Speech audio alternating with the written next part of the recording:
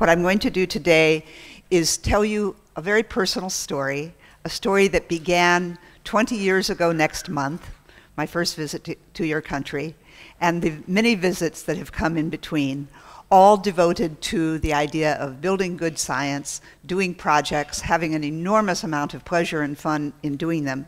And there's a lot of genetics in this story, but do not be concerned if you are not a geneticist. I am a teacher. So, the shared theme across the stories that I'm going to tell you, and these stories have various dramatis personae, so be prepared for characters entering and leaving. Act 1 has some characters, Act 2 has different characters, then suddenly in Act 3, characters from Act 1 will reappear. There's a bit of a comedic moment when Skorecki appears in the intermissions. You'll see. Right. But there's a theme that's shared across all these stories, and that is the convergence of features of this country allow, I think, the development here of genomics and technology in the service of precision medicine in a way that is the vanguard of the world. And let me tell you what those themes are so that you can keep them in mind as we discuss the examples that I'll present to you. First, the region, of course, is unique. It's distinctive in its history and migration patterns. People have come through this region since before the development of agriculture. They have stayed in small units, they've stayed in larger units. You have, in consequence, historical demography in this region that is, of course, unique in the world. It has led to genetic heterogeneity amongst communities here that, to a geneticist like myself, is the perfect place to carry out the work that we do. That genetic heterogeneity, that remarkable history, exists in a world of comprehensive, superb medical care, of scientific infrastructure, despite the fact that it is funded by a homeopathic amount of funding. I never believed in homeopathy until I came here and saw what people do with no money. And a commitment to capacity building and training. So how does all this play? How have I experienced this? First, like all of us, I see myself as a scientist and a citizen of the world. When I was told that there would be a Chinese delegation visiting, I asked one of my colleagues in my lab, Mingkong Li, would he please write a statement for our Chinese colleagues? And this is what he wrote. And he tells me that it says, "Seeing friends from far away, isn't that joyful?" And so I would like to welcome our Chinese colleagues, and thank you very much for coming. And I am sure he got it correct. All right. The first character in this drama is my friend Efrat Levi-Lahad. I met Efrat in 1995, in July, in Berkeley. Seattle. I had just moved to Seattle from Berkeley, was opening the door of my lab with my new lab key for the first time, and up comes this beautiful young woman and says, "My name is Efrat Levi-Lahad." She shakes my hand, and she says, "I have been a fellow for the last 4 years here at the University of Washington with Dr. Mitulsky," shown here, who is the father of medical genetics in our part of the country, and said, "Efrat, I'm about to go home to Jerusalem, and I want to try to bring into play in Israel testing for mutations in BRCA1 and what had just been cloned BRCA2. It had been cloned 2 weeks before." And she said, "I wonder if you could please give me all of the reagents that I'm going to need, the primers, the protocols, and so on and so on." And what she had in mind was to be able to screen here women as they presented with breast cancer or ovarian cancer, and to determine who had mutations in these genes, BRCA1 and BRCA2, that I'd been working with for 20 years at that point. And in 1995, we had no idea of how the mutational profile would play out across populations. No one had identified specific mutations beyond a few families at all for either gene. We had only the inklings of how serious a problem this was going to be, both in terms of the devastating effect of the mutations and in terms of the proportion of women in the world who carry them. So it was all very new. And Efrat, quite logically, wanted to open that opportunity up here when she returned. She said this having just, as a fellow, on her own, cloned one of the Alzheimer's genes during her fellowship. So she was legendary, so I knew who this girl was, even though I hadn't previously met her. And I said, Efrat, it's lovely to meet you. Please come into the lab. By this time, I'd gotten the door open. And I said, but as you see, I said, showing her boxes upon boxes, stacked all over. I said, I've just moved in. I haven't even moved in yet. I've just walked in the door for the first time. We had an 18-wheel truck bring everything up from Berkeley. Here's everything in the lab. I haven't begun to unpack. No problem, says Efrat, putting down her pocketbook. I'll help you, and starts tearing open the boxes. That was my first exposure to Israelis. Right. Good thing I learned a little bit before I visited for the first time. Right. So hold that thought about Efrat. She's going to reappear in a moment. But next I want to tell you about my second Israeli friend, Karen Avraham. Karen Avraham, at the time that this story happened with Efrat, was just finishing her postdoc, a very distinguished postdoc at the National Institutes of Health, and was about to come home to Tel Aviv to take an assistant professorship at Tau. We met each other the fall of 1995 at the American Society of Human Genetics meeting. And Karen came up to me after I'd given a little talk and said, I've just finished work on the Snell's-Walzer mouse at NIH. It had published very well. It was a beautiful, beautiful piece of work on hearing loss in a mouse. And she said, I'm about to go home to Tel Aviv, and I want to be able to introduce there the idea of identifying the genes that are critical for hearing and for its maintenance, and therefore for its loss, mutations being responsible for its loss, in human families. And she, of course, knew everything that I've just said to you about the remarkable nature of your region for human genetic studies. She said, I want to be able to do this, so I need to have the backup of someone who does human genetics, because I come from the world of mouse genetics. And will you come visit me in Israel and just see what the lay of the land is and see what we can do together? I said I would be delighted. So my first visit to your country was in late '95 at the invitation of Karen Avraham.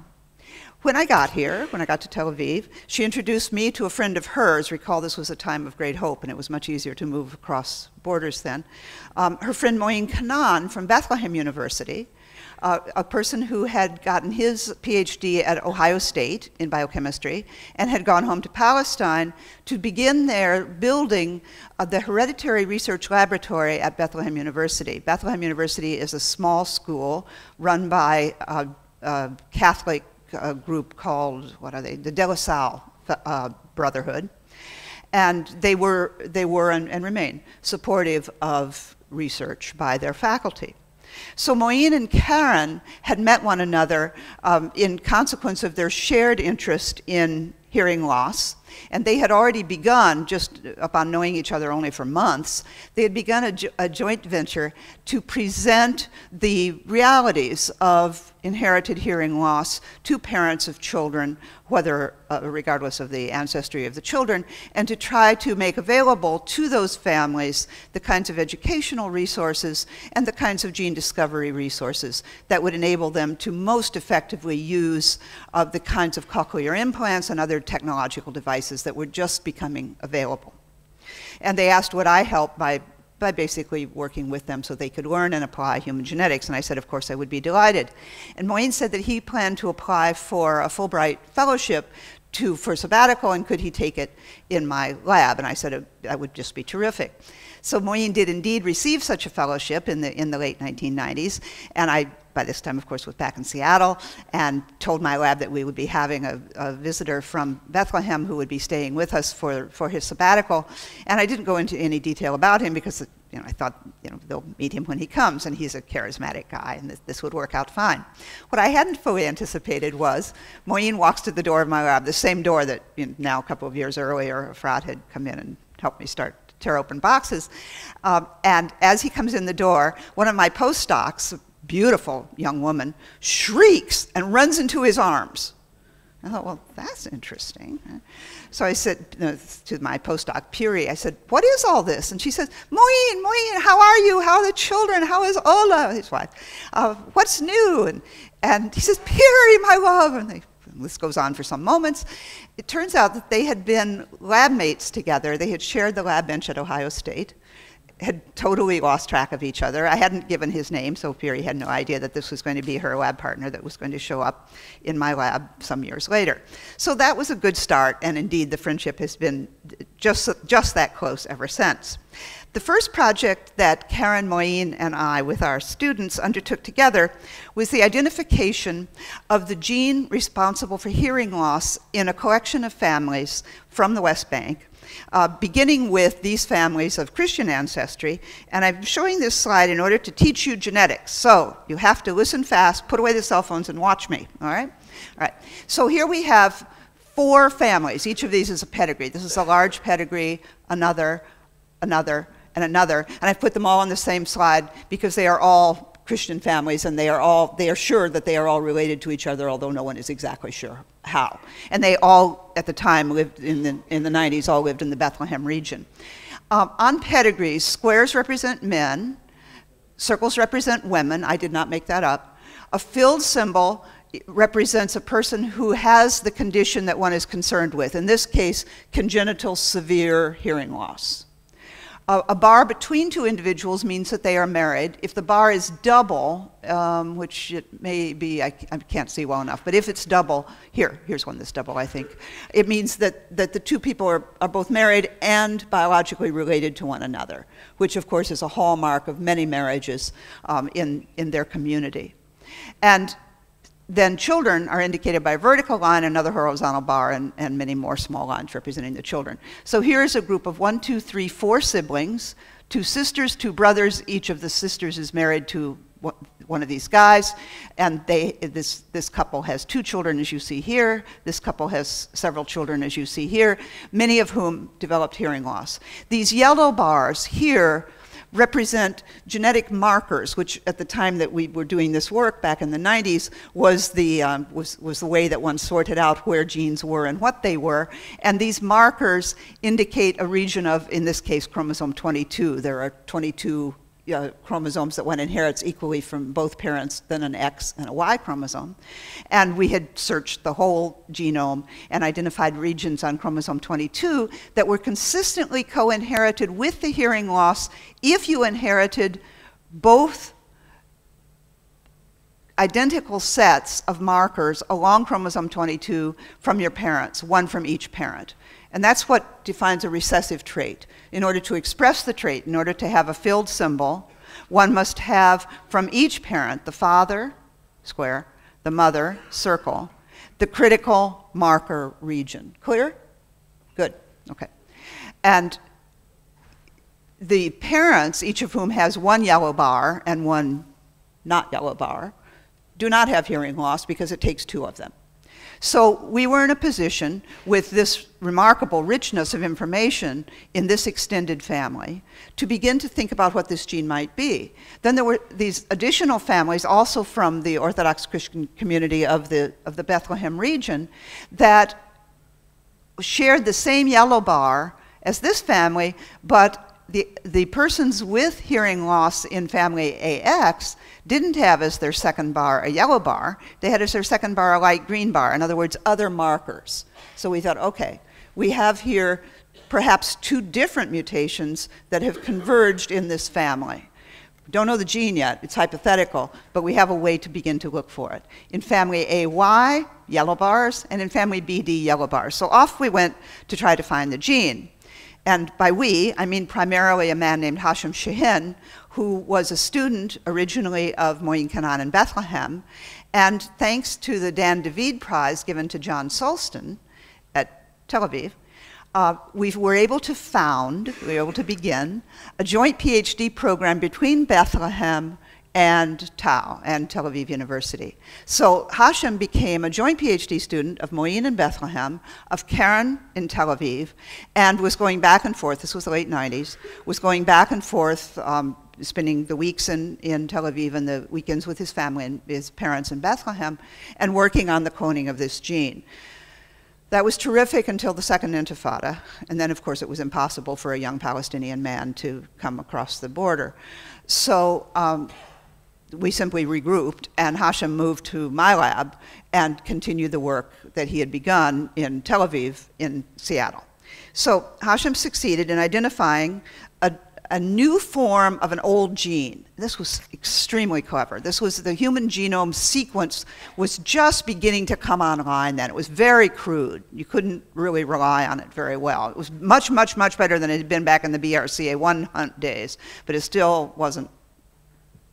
You had to assume it would be wrong, because it usually was. Anyway, what Hashem did was, beginning with this well-known gene that is involved in actin binding, he found an isoform of that gene, in other words, another form of it, in which this part is exactly the same, but this part, these are bits of DNA that code for a protein, the protein shown here, DNA shown here, that was expressed only in the inner ear. And the reason that this gene was interesting, and it's yellow for a reason, it was in the midst of that long yellow bar of markers that I showed you in the families. And to find it took hand sequencing of one gene after another, after another, after another, dozens and dozens and dozens and dozens of genes sequenced by hand in DNA from the blood of the people in those families, comparing their sequences to the sequences of people who heard. And he identified in our Christian families 2 mutations, one here, and then in some Muslim families that I'll show you in just a second, an additional mutation. And in all of the families in the West Bank region that we were studying, hearing loss was attributable to some combination, either 2 copies of one mutation or 1 copy of this one and 1 copy of this one, and so on. It was a beautiful tour de force. And we were able to show what the protein consequences of having mutations that abrogated the normal function of the protein was. And you can see that if you'd only known about this part, you would have completely missed the whole point of the story. So it was a lovely story, both from the point of view of just a brute force, persistent hand sequencing of a region of chromosome 22 in order to pull this gene out, but also of understanding how you can have different genes that are expressed in different tissues that have different consequences. These are the Palestinian families of Muslim origin or Muslim religion, who of course have different marriage patterns than their Christian neighbors, in which other mutations in the same gene were active. And Hashem published this very nicely in American Journal of Human Genetics.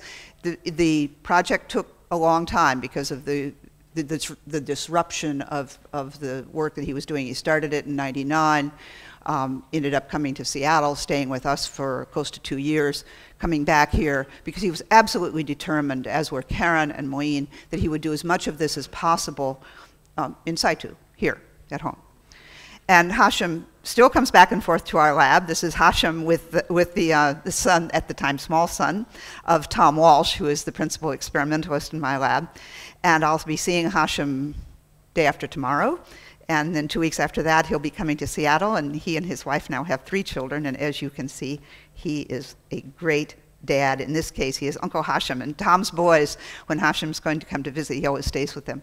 They run around and say, Uncle Hashem's coming, Uncle Hashem's coming. We must eat all the bacon. We must eat all the bacon. So they get to gorge on bacon before Uncle Hashem arrives. But then they are bacon-free. And now, since Ramadan's in the summer, anyway. As you can appreciate, in a community in which marriage between people who are biologically related is not only common, but has been common for many generations, diseases that are recessive, or any conditions that are recessive, whether they're benign or not benign, show up with great frequency. Consequently, the communities of the West Bank are a very valuable resource in which to identify genes for a whole variety of different traits. It is axiomatic in human genetics that if we find a gene responsible for a particular trait, whether it's hearing loss or cancer, or as we shall see later, various forms of neurological disorders, if we find a gene responsible for that trait in the sense that mutations in that gene lead to that trait demonstrably by sequencing proof in a particular family, we can be assured, on the basis of a vast amount of experience, that other mutations in that same gene will be responsible for the same or very similar traits in other families worldwide. So to discover a gene in any one family anywhere on the planet is to discover a gene that will be important to families who express that condition anywhere on the planet. So it's an absolutely universal approach, and it means that communities in which families are willing to help and have large numbers of children and have population structures that make the traits more amenable to gene discovery are particularly valuable to us, and the West Bank has been absolutely extraordinary in that way. In Israel, that's also the case, as for example, here, in gene discovery carried out by Karen during the same parallel with the same stories that I've just been telling you about Hashem and his gene discovery, in the Moroccan Jewish community in this country, our project here was to try to identify the causes of hearing loss in the Moroccan Jews. It's not that it's especially common, but when it occurs, it's very often familial. Again, early onset, severe hearing loss. Our first index case was this little boy, and as I hope you can see, again, my eyes are getting bad, but I think you can see, this little boy has, in this gene called TMC1, a mutation which I call V here, and a different mutation which I call a V here. And again, it's recessive. He inherits one of these mutations from his dad and one from his mom. His cousin, though, has 2 copies of this mutation on the bottom. And all these are mutations in the same gene. So we thought, well, that's interesting. And as Karen said, this is kind of a cascade effect. Maybe if we found one mutation and then we'll find another and another and another. And since we're selecting on the phenotype, we're selecting on the hearing loss, we have enhanced our chances of finding multiple mutations in the same gene, if in fact that's the way the biology plays itself out. If in fact, in order to express this form of hearing loss, different form than the form we were working on in Palestine, if to express this hearing loss, a person needs 2 mutations. And that's exactly what happened. So as we began to study one Moroccan family after another, as you see, the affected children in each family had either 2 copies of the same mutation here, or a 3rd mutation showed up, or a 4th mutation showed up, and so on. So by the time Karen had finished this analysis, she had identified 4 different mutations, all in the same gene, that collectively explained pretty much all of, I mean, there's always private mutations that happen, but pretty much all of inherited hearing loss in the Moroccan Jewish community here, which again is of great help both to parents to anticipate how to care for the children, and for their ENTs to anticipate how to use and best adjust the cochlear implants that are increasingly available. It was also the case that this work was carried out as our technology was getting better. So Karen was able to exploit exome sequencing, that is sequencing the entire exomes. It's just fabulous, it goes so fast, it's just terrific, as we've just heard from Fitzgerald, of these children, then upon identifying the mutations, to validate them with Sanger sequencing, which is a slightly older and very nice process. So these projects continue. I am very proud that after our working together in our little triangular project with Karen and Moeen and me working as a triad in Tel Aviv and Bethlehem and Seattle, and we had an NIH grant together for, I think, something like 8 years, I told Karen and Moeen it was time for them to fledge. It was time for them to fly out of the nest and to apply on their own for an NIH grant. And they both looked at me like I, told them to fly, literally. And they said they can't do that. And I said, of course you can do it. Anyone can apply for an NIH grant. And they said, yes, but not anyone can get an NIH grant. And I said, oh, yes, you can. Yes, you can. And they did. They applied for an NIH grant together. I'm not even on it. I have nothing to do with it. And an Israeli and a Palestinian are co-principal investigators of an NIH R01. It sailed through study section. I'm not sure the American study section even absorbed that this was unusual. You never know. If they did, they clearly approved, but you never quite know about American study sections.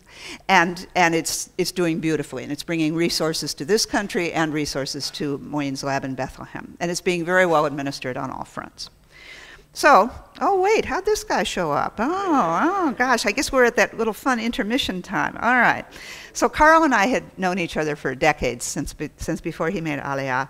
And in consequence of my increasing involvement with science and our friends here, he invited me, this is very recent, I'm not doing this in chronological order, he invited me to participate in an absolutely terrific conference that was held in just nearby here in Herzliya, on history and genetics of migrant populations. And as you would expect, given its locale, that history and genetics of migrant populations very soon became history and genetics of migrant populations here. And I was absolutely inspired by this conference, both because of the convergence of really beautifully explained history and, of course, very fine genetics. And incidentally, one thing I learned in this won't be a surprise to any of you, but it was a surprise to me. I, of course, grew up in the King James Version of the Bible. And if you read the King James Version of the Bible, you cannot figure out the genealogies. The poetry is beautiful, but it's absolutely muddied in terms of the genealogy. As Carl was translating for me what the rabbis were explaining about genealogy from, as we would say, the Old Testament, it's absolutely clear. I mean, it's a beautiful legend, but it's absolutely clear what was intended. And for me, as a growing up Methodist, to see how exactly the same history, the same legends, were perceived by the people who originally wrote them down, and then before the Shakespeareans got wind of them. It was just terrific. And I thought, this is a very nice way to go about doing science. This is a lot of fun. I can't claim that it helps to know the genealogy of Abraham and all of his many descendants in terms of gene discovery, but it is a lot of fun. So when I finished this little meeting with my friend Arno Matulski, whom you have already seen, we decided that we would undertake a small project. And that was the identification of the genetic basis of the fourth of Garod's inborn errors of metabolism. And I have put this here because to people who went through medical school and to those of us who are trained as geneticists, this is a big deal. So Garod in 1908 described for the first time, really in modern terms, the idea of metabolic disorders, and he tied the rediscovery of Mendel, which had just happened, with the idea of enzymes and pathways, which was just evolving. And he did so by describing 4 different disorders, captonuria, phenylketonuria, and so on, all of which are long since solved genetically, except pentosuria, because pentosuria was completely benign. It was a problem in the early part of the 20th century, first half of the 20th century, because given that diagnoses of diabetes did not distinguish pentose from glucose, people with diabetes, people with pentosuria, which is benign, were generally misdiagnosed as diabetics, which is, of course, much more common. People with pentosuria were given insulin, had very bad reaction to insulin, so it wasn't benign under the circumstances because they were mistreated by having too much insulin. So it was important to sort it out. That problem had been sorted out at the biochemical level by a remarkable woman named Margaret Lasker. She had bequeathed to Dr. Matulski all of her records. I, in minding my own business, doing sequencing for possible breast cancer genes, had encountered by chance in a family of European Jewish ancestry mutations in the gene that was very likely to be the gene responsible for pentosuria. So Dr. Matulski and I used Mrs. Lasker's records from the 1930s to the 1950s. We used Google and we found all the families. It was I can't tell you, it was such a saga. It was totally fun. And we identified the 2 different mutations responsible for pentosuria. And that allowed me to have the great pleasure of crossing out the last unknown on Joel Zlotogora's list of Mendelian genetic disorders among the Jews. And those of you who do pediatrics will recognize this list from Zlotogora. This, obviously I've put the English version up, but he has published and continually updates the list of Mendelian disorders among Jews, and then he has another list among Arabs and so on. And there's this long, long, long list of conditions that are genetic and that are common in this population. There was, until we finished our project on pentosuria, one that was unknown, but no, not anymore. That's the answer to that. So I'm responsible for one change in the literature of this country. All right, back to Efrat. All right. So I'm going to go into a little more detail on the following project, because this is an important breast cancer project which is still very much underway. So by the time that this story begins, Efrat has been back in Jerusalem for some years, has made a tremendous success of introducing genetic testing for inherited mutations in BRCA1 and BRCA2 in the Jewish population of Israel. We have begun to work together with Moeen to do the same thing in Israeli, Arab, and Palestinian women, and everything's going along splendidly. So where do we pick up from here? A little bit of background. Back in the early 2000s, so this is now 8 years after BRCA1 and BRCA2 were cloned, my group showed, working with Jewish families based in New York, that the risk of breast cancer amongst women who carry a mutation in BRCA1 or BRCA2 is, as you see, extremely high.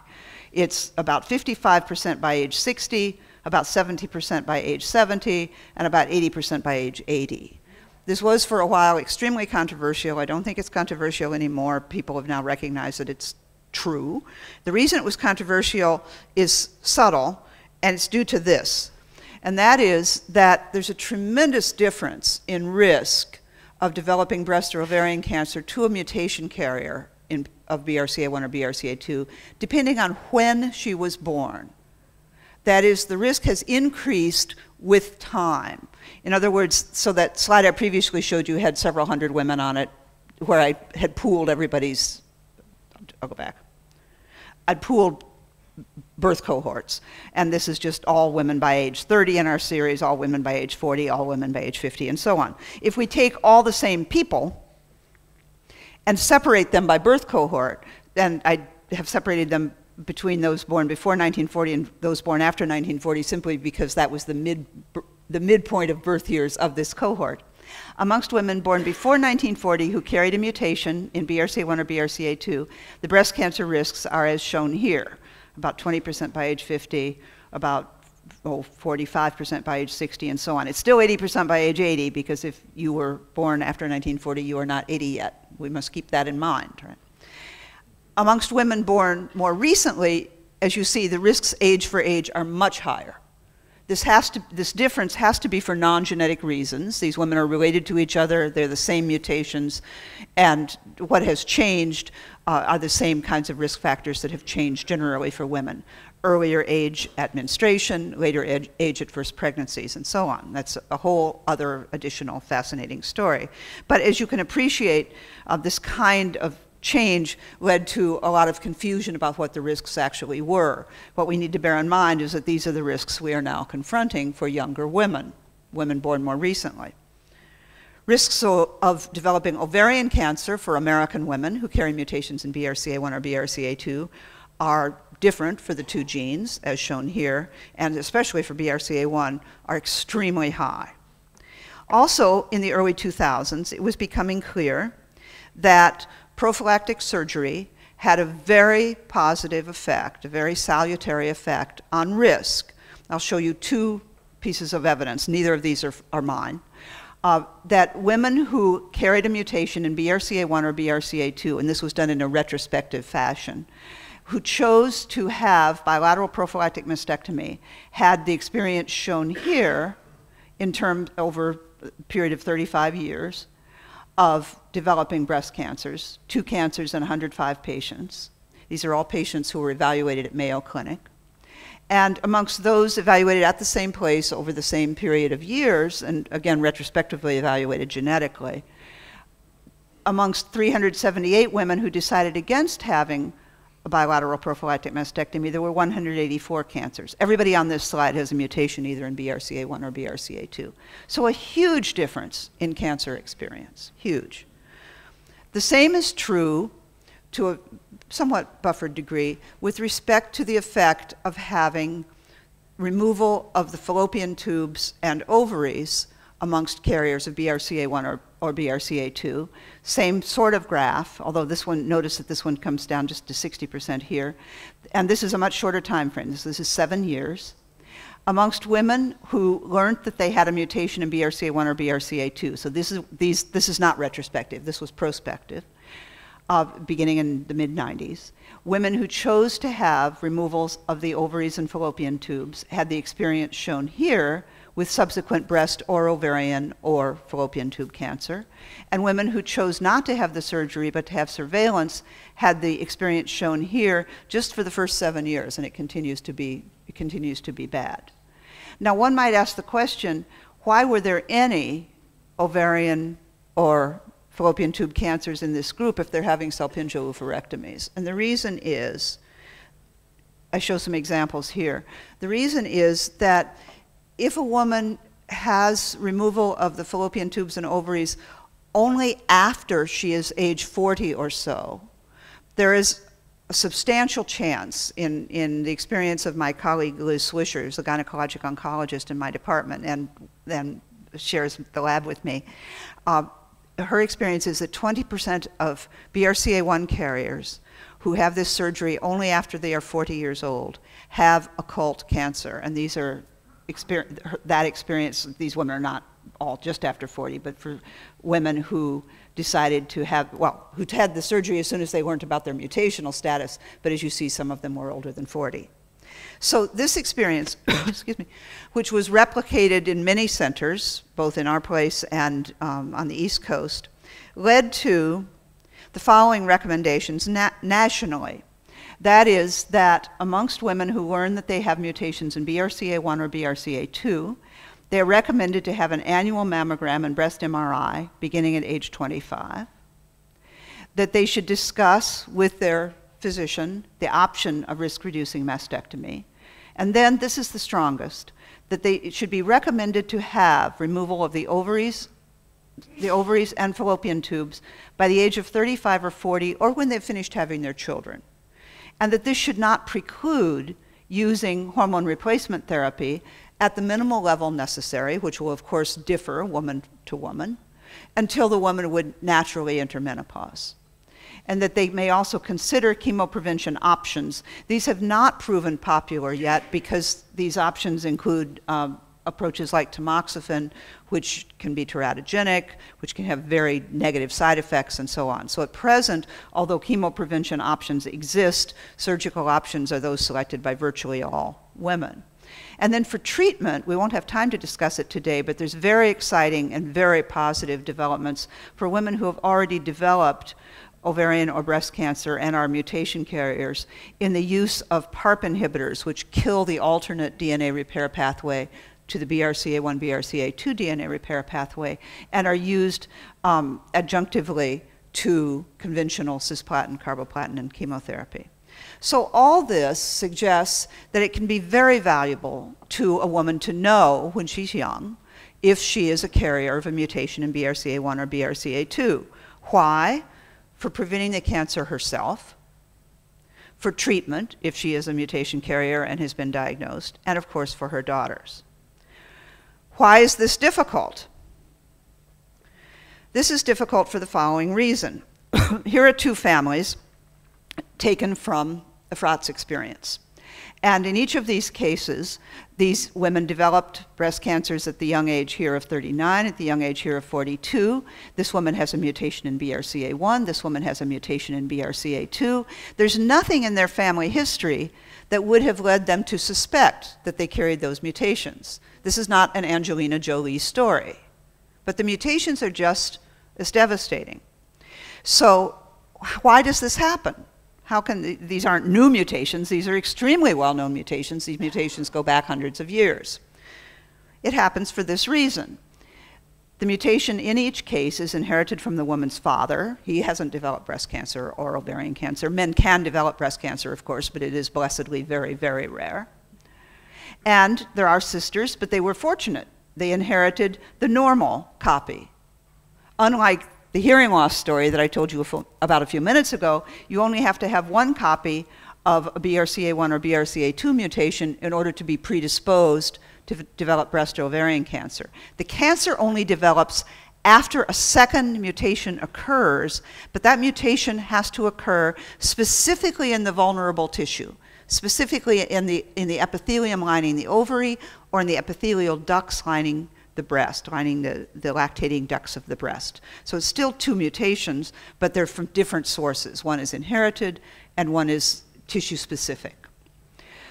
So in this case, this makes this person vulnerable, this makes this person vulnerable, but the families are small, the mutations are inherited from fathers, and the sisters were fortunate, what we call Mendelian good luck. So, confronted with this information, Efrat and Amnon Lahad, her husband, who is a public health physician, and I developed a proposition. And I'm jumping ahead to tell you the proposition, then I'm going to tell you the evidence that we garnered in order to justify it. The proposition is that every woman be offered complete sequencing of BRCA1 and BRCA2 when she's about age 30, just as a part of normal medical care. She goes into her gynecologist for a checkup at age 30, and she is offered the opportunity to have a small blood sample taken and BRCA1 and 2 sequenced, which is now fast, cheap, effective, thorough, clear, well done, all that, right? And in this population, in the European Jewish population, 1 in 40, that is about 2.5% of women will carry a mutation in one of these genes. In the general American population, we don't even know yet what fraction of women. My guess is about 1 in 100 total, just averaged across Americans of all ancestries. And that if a woman, so the vast majority of women, it's done, there's no more issue.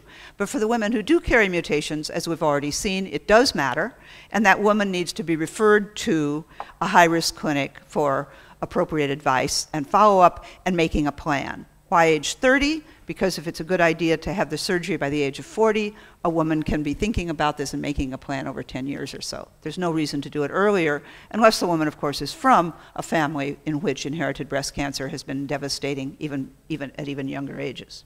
Now, how can we justify doing this?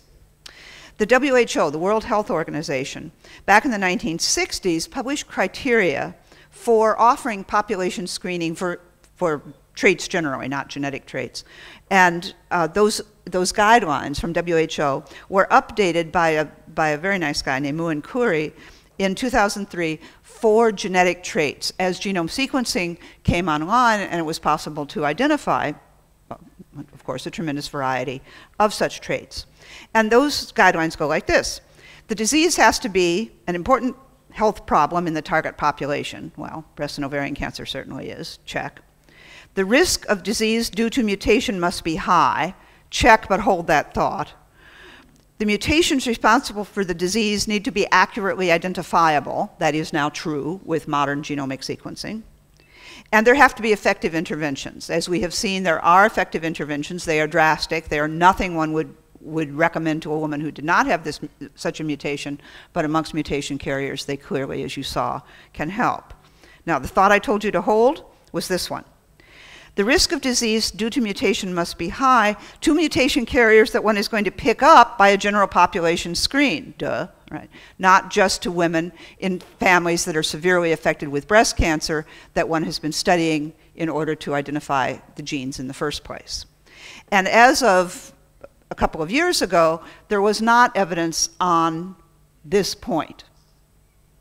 So Efrat and I decided some years ago that we needed to collect such evidence because in the absence of such evidence, the U.S. Preventive Services Task Force, which has a tremendous influence both in the U.S.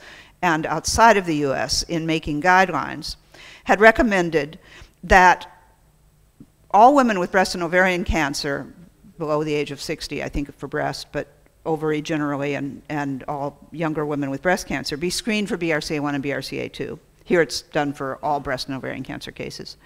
But that unaffected women, cancer-free women, only be screened if they had a family history of breast or ovarian cancer. Well, as we have just seen, one is going to miss detecting mutations in a very large number of women that way until they develop cancer. The point is not to wait until a woman develops cancer in order to find out she's a mutation carrier, right? So Efrat and I, and Efrat, me, launched this project, which was just finished last fall, and it went like this. What Efrat did was carry out with some of the people in this room and people all over the country, here in Israel, basically a pilot project, a demonstration project of what it would be like to do population screening for mutations in BRCA1 and BRCA2. And the way she did this was to recruit men who are healthy, who are well, who were going in for annual physicals. So a person needed to be a guy, at least 35 years of age, well, and identify as Ashkenazi Jewish on both sides of his family. We constrained this study to to families of Ashkenazi Jewish ancestry because the mutational profile of BRCA1 and BRCA2 are much more manageable for this population, just for, again, reasons of distinctive historical demography. And so Efrat recruited something over 8,000 index men to be part of the study. She took small blood samples from each of these men, genotyped them, this blood samples, for the known Jewish mutations in BRCA1 and BRCA2. By this time, of course, there's lots more known than when she first accosted me outside my door. Identified out of these 8,000 men, 175 men who had the mutations that we knew to be devastating in these genes. The men, of course, were fine. But then what she did was trace each of the mutations back through that man's mother or father, back as far as one could go, which of course was often not very far, but then sideways and down. And of course, these being Israeli families, branches of these families were scattered all around. So my job was to find the branches in America and genotype them. And then what she did, for each woman who was identified either directly or through a pathology specimen or through surviving children if the woman had died, each woman who was identified as carrying the mutation of the index man in her family, so suppose it was a father's sister, was identified as carrying such a mutation, she traced what had happened to that woman. She knew the age of the woman at the moment that she was identifying the mutation. Say this lady is 80. She finds out that she has a mutation, and she says, what's happened? Has she had breast cancer? Has she had ovarian cancer? By what age? So now we have women who learn, about whom we learn the mutational status only because they are related to a healthy index man, not because they've either had breast cancer or because they have a family history. So that's why it's a model for a population screen. So what did happen were the risks, because what was out in the world at this point was the idea that there might very well be two classes of families. There might be a class of families with mutations that had these devastating risks of the sort that I've been describing to you, and that those were ascertained through index cases of cancer. And there might be another whole class of families with exactly the same mutations, but who had a much less devastating experience because there were modifiers, for whatever reason. So that's why we did this study, and what Efrat found was this, that this is displayed slightly differently than the previous slide, because here we have one graph for BRCA1 and another graph for BRCA2, and the risks are extremely high. And this is combined risk of either breast or ovarian cancer, whichever happens first, for women who carry mutations who were ascertained independent of their own history or their family's history. So it doesn't, and it turns out not to matter whether one is from a family with multiple cases of breast or ovarian cancer, or whether one is from a family with very few such cases, it's still a devastating story.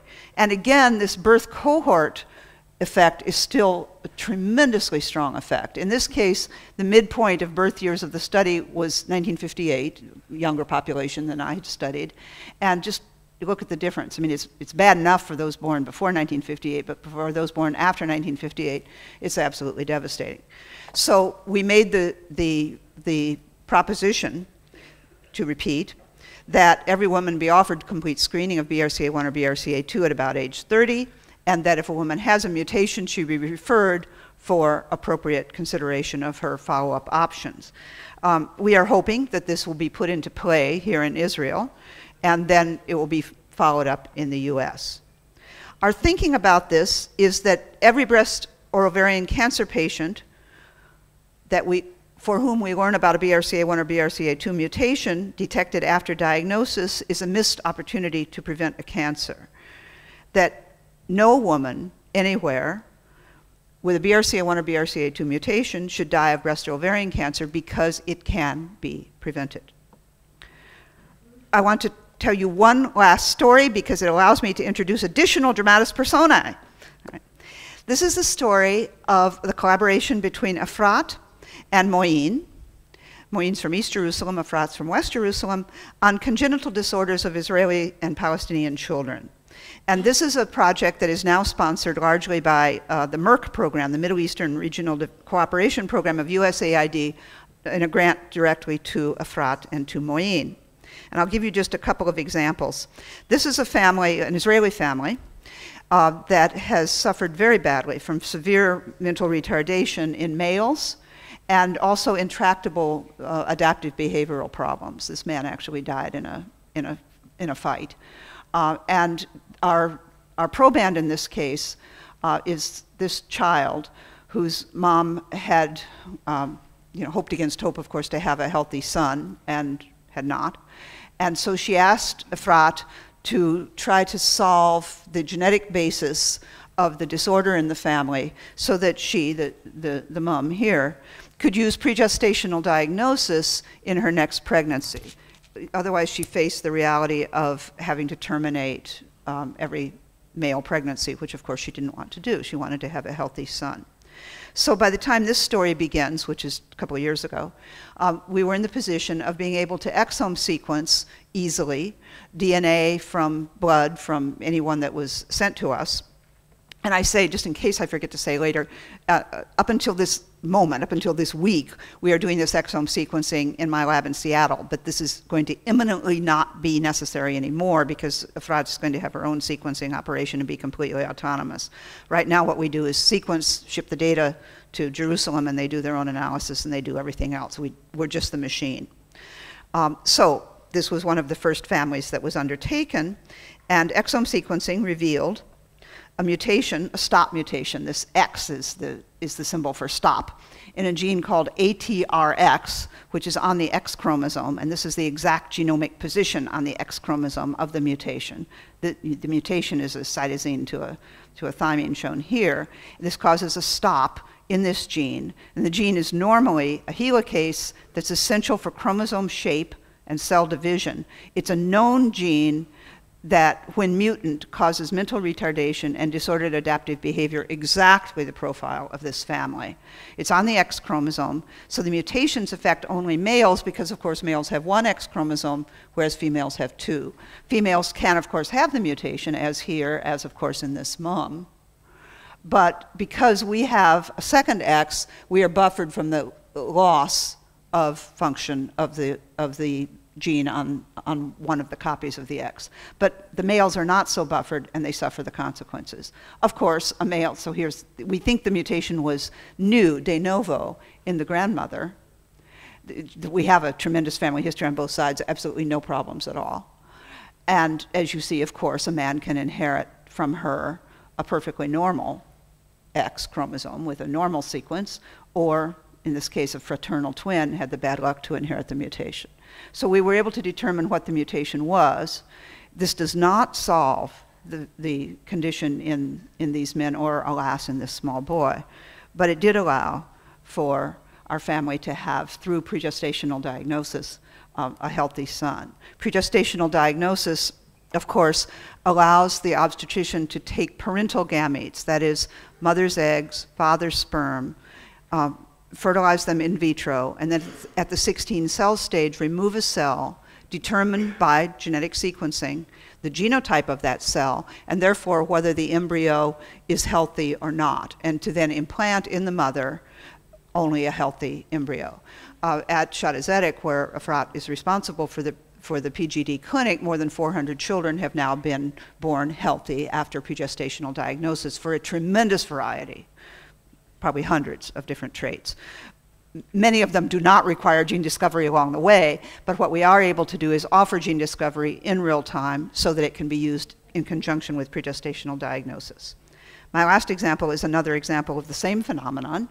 This is a family of Muslim Arab ancestry.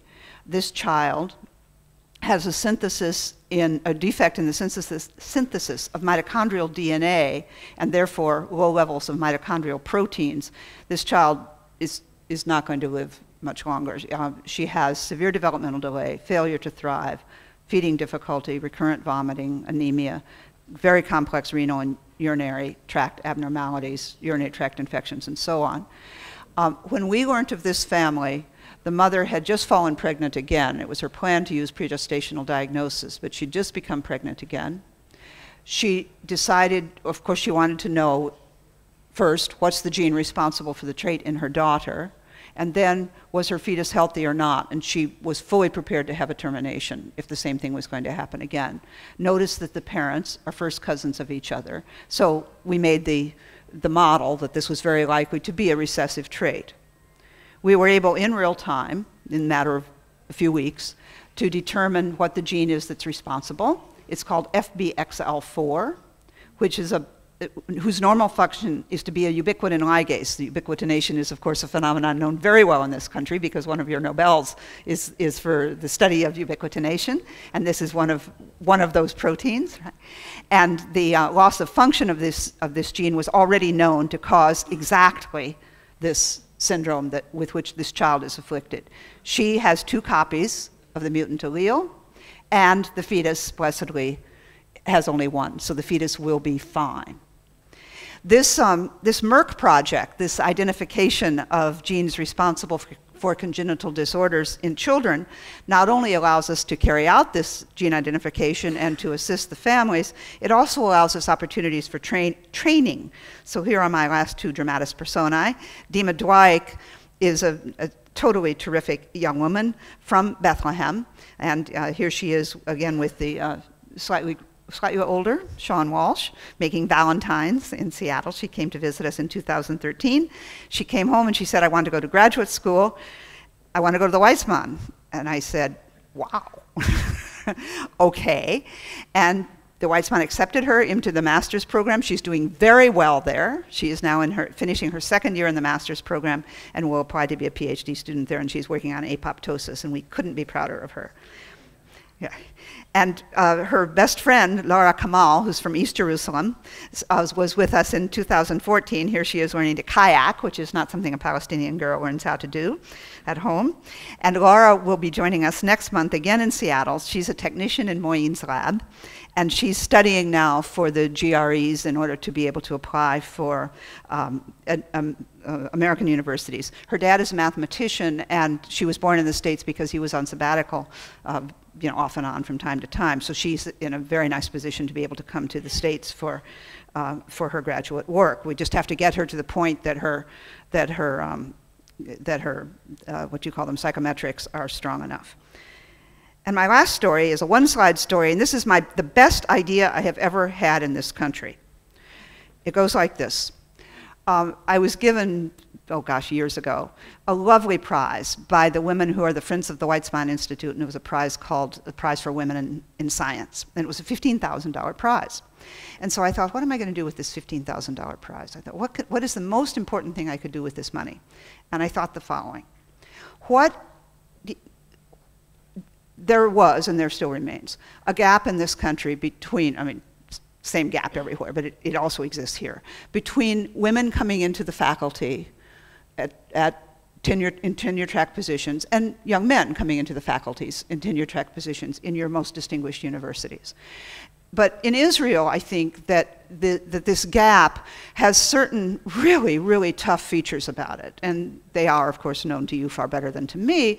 And that is that because your young people enter university at an older age than in the States, they very frequently are already married. A girl typically will have 2 or even 3 children during the time she's a graduate student. You demand, I believe quite rightly, that a young person have a postdoc outside of Israel in order to have some outside experience before being eligible or competitive for a faculty position here or at Weizmann or Tau or wherever. And just given the difference in age between the young men and the young women, and the fact that the young women are virtually always mothers, there's a tremendous impediment to being able to do that for a young woman because she has several children. Her husband may well already have a job. It may be very difficult for him to find a job in the States, and to live on a postdoc salary under those circumstances is essentially impossible. So I thought, $15,000, this was a decade ago, is about what it takes to make up the difference between what a postdoc salary actually is and what it takes to pull this off if you are a young Israeli woman. So I said to the president of the Weizmann, I'm giving this $15,000 as the first one of these fellowships, and Sarah Schopf, who is a friend of mine and whose family have been donors to the Weizmann since, for the last 60 years or so, said, I'll back you up, and many friends of hers came along and said they would back her up. Also, in allowing this program to persist. So the Weizmann began a program that you all know, which is the Israel National Postdoctoral Program for Advancing Women in Science. And the way this program works is that when a young woman, young Israeli woman, finishes her PhD and is preparing to go outside for a postdoc, she gets the postdoc, just as she would ordinarily in, let us say, UCSF. And then what this program does is add now $20,000 a year for 2 years to that amount. And that is simply a family supplement. And one uses that either for the transportation, for children being able to go to private school if that's the choice of the family, for the mother to be able to come, for the husband to be able to come if he doesn't have a job at first and then pick one up later. If he can't come, to be able to go back and forth.